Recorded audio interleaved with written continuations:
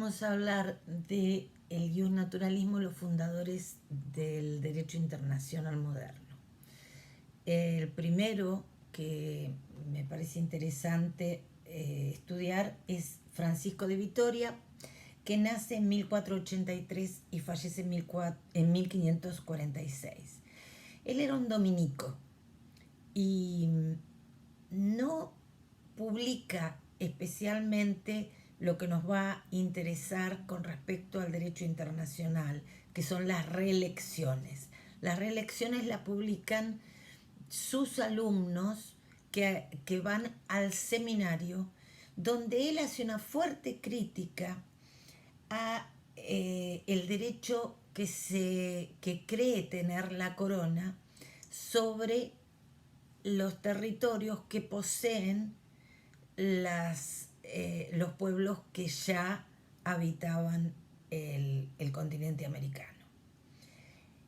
Él está en contra de lo que se dio a llamarse el jus inventionis, digamos, el derecho de descubrimiento.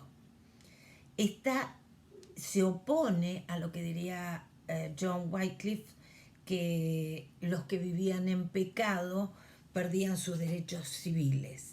Él no cree que sea así, y él cree que realmente los pueblos que no son cristianos, por lo tanto, no le deben nada a la corona y al papado. Él considera que los pueblos que ni siquiera conocen el cristianismo tienen derechos y tienen el derecho también de rechazarlo. Y que no es pecado no ser cristiano si nunca se había conocido lo que era ser cristiano. Se dice que es el fundador del derecho de gentes, el jus gentium, que en realidad viene de la época de Roma. Pero de cualquier manera me parece interesante que veamos cómo él defiende los pueblos nativos, los pueblos originarios, y cómo una persona que es religiosa, que es un dominico, observa los derechos que tienen los que no lo son y los defiende. Me parece que es de avanzada para lo que uno piensa que podría haber sido el pensamiento en ese momento, descubrir que Vitoria tenía una postura tan interesante. A de Vitoria le preocupan el derecho por el que los españoles han llegado a tener dominio sobre los indios, lo que tiene que ver con lo civil y lo que tiene que ver con lo espiritual.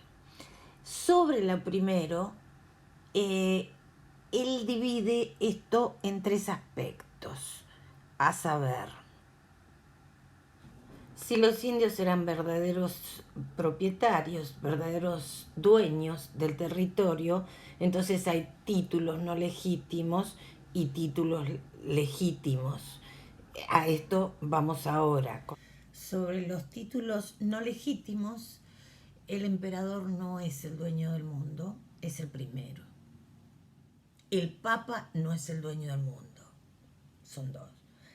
La conquista de América no es legítima porque estaba habitada por gentes, porque estaba habitada por pueblos. Ante la negativa de los indios a recibir la fe católica, solo será pecado cuando no han tenido oportunidad de conocerla. Acá la importancia del pecado es que otros pensaban que si estaban en pecado, entonces se les podía quitar lo que tuvieran. Los pecados no autorizan a intervenir en las sociedades infieles. El requerimiento que se hace a los indios no es voluntariamente aceptado. Y Dios no ha donado a los indios a los españoles. Es importantísimo, primero, que uno no puede estar en pecado si no conocía la fe católica. Pero si está en pecado, no se autoriza a intervenir en sociedades infieles. ¿Por qué le voy a quitar la tierra a alguien porque esté en pecado, diríamos, en términos de la Iglesia Católica? El requerimiento que se hace a los indios no es voluntariamente aceptado, esencial, y tiene que ver con los derechos previos que tienen. Y Dios no ha donado los indios a los españoles. ¿Quién dijo que Dios había donado estas poblaciones a los españoles? Es interesantísimo el análisis que él hace, a pesar de que lamentablemente él no lo publica para no ir en contra de la corona.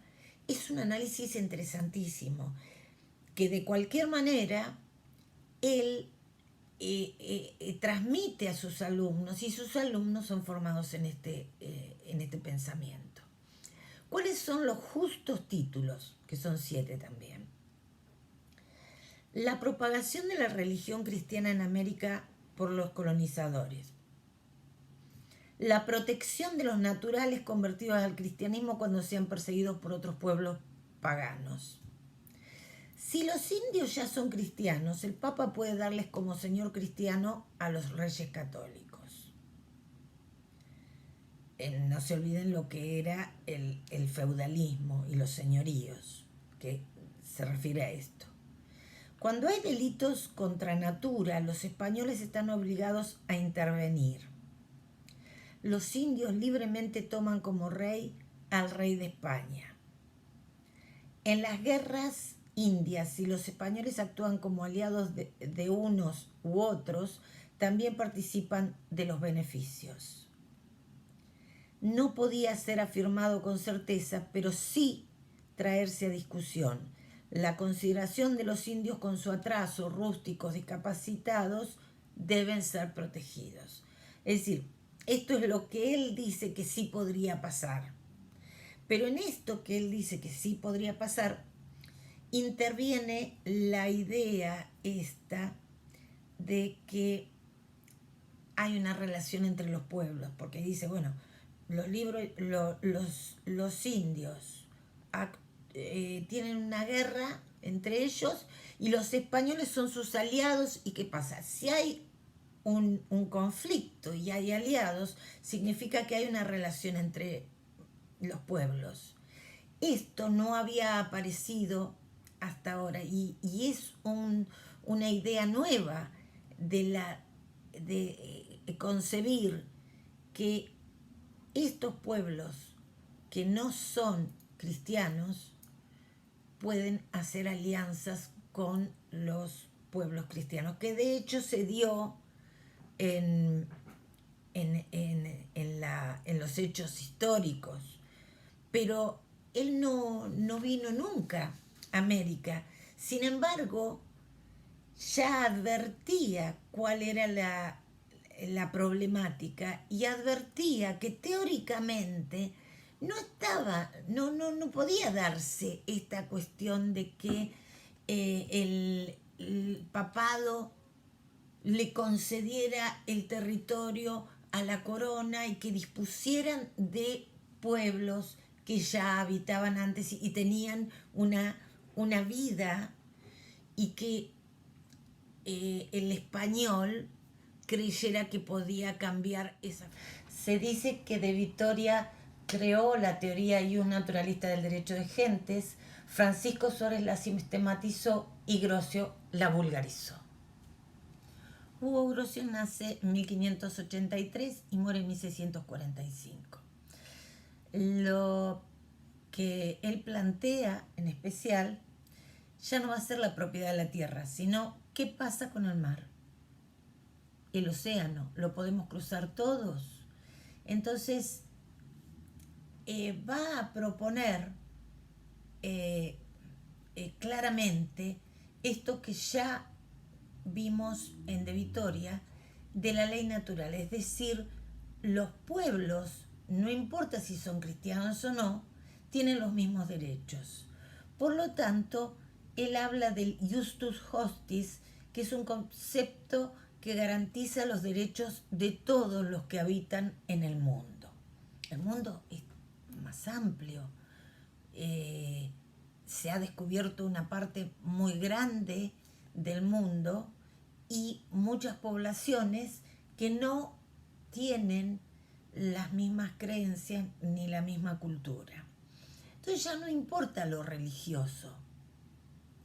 En Mare Liberum, cuando él publica en 1609, él, preocupado, atendiendo a la cuestión del derecho en la guerra, como él dice, ius in bello, plantea dos claros argumentos a favor de la tesis de que la alta mar, como res nullius, no podía ser objeto de apropiación por parte de ningún Estado. Uno es, ningún Estado, por más poderoso que fuera, no podía superar la regla de la bala de cañón, es decir, que no podía dominar el mar abierto. Y en segundo lugar, la propiedad está basada en el temor a que algo se agotara si no se lo atendía. Pero en el mar los recursos son inagotables. Entonces, él plantea la libre circulación de los mares. Eso significa, en una palabra, que los conquistadores no van a ser solamente los españoles. Le está dando lugar a que los holandeses también crucen el mar y también que puedan tener propiedades del otro lado. Y lo que a nosotros más nos interesa es esta cuestión de la ius naturalis, que lo vamos a seguir viendo en otros términos ya en la actualidad, pero que hay que recordar que lleva a un planteo laico.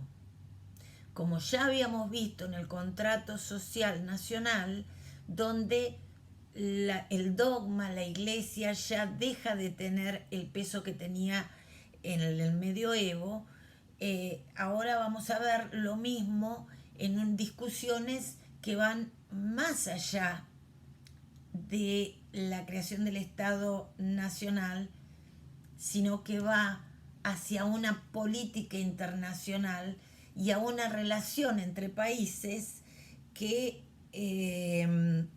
todavía nos sigue preocupando.